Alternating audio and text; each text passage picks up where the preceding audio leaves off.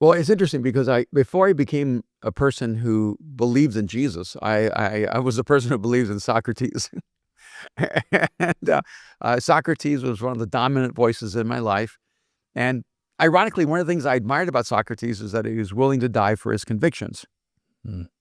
and it was one of the things that aspirationally pulled me into his narrative, and then when all of a sudden I realized that there was a person named Jesus who so believed in humanity that he was willing to die at the age of 33. Socrates was over 70, so it's like, he's giving up a few years, but not the bulk of his life.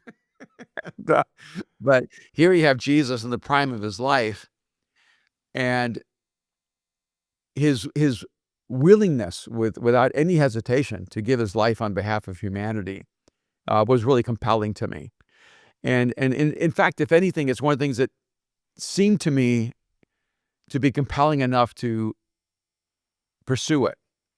Because when I looked at, other world religions, it was always what I needed to do to get to God, what I needed to do to get to enlightenment, what I needed to do to get to whatever state of being. And then the narrative of Jesus was what he did to get to me. It changed everything for me. And I don't understand many things, but when I think about love, I think that the ultimate expression of love is sacrifice. So then it makes sense to me that if God is this ultimately loving being, that the story would end up with sacrifice. And if you're the person of greater power, you're the one who initiates the sacrifice. You don't expect the person who is powerless to sacrifice for you.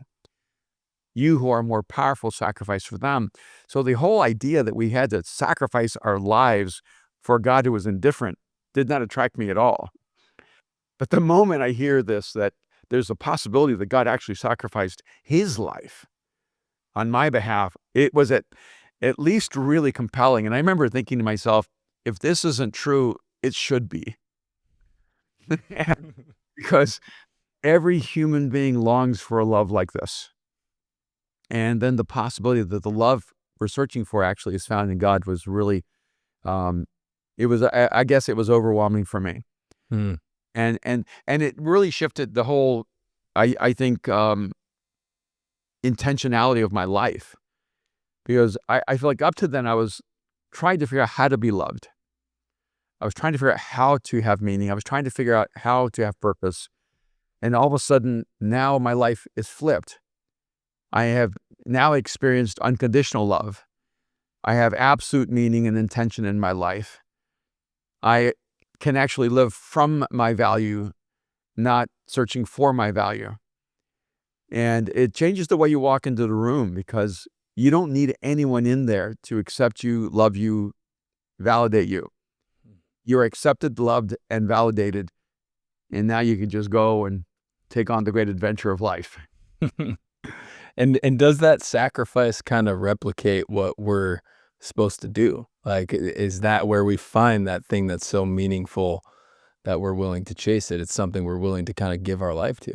Yeah, and it's almost like a mirror of illusions, because until you step inside of it, what you think it is, it's God saying to you, you need to sacrifice your life, Mm. and give it all up. And you're like, that's a lot. And then when you actually see through the distorted mirror, you realize, oh, what he's actually telling me is the life that's bigger than the life I have can only be experienced if I give up the small life I have. And so he's asking me to sacrifice what I have, not so that I come to nothing, but to sacrifice all that I have so I can come to everything. And that is what is, it's just so hard to tell a person, I know it sounds terrifying to give up your life for love, but the moment you do, the universe is going to expand from you. And you're going to see everything so completely differently. I have a dream of getting to 100,000 subscribers.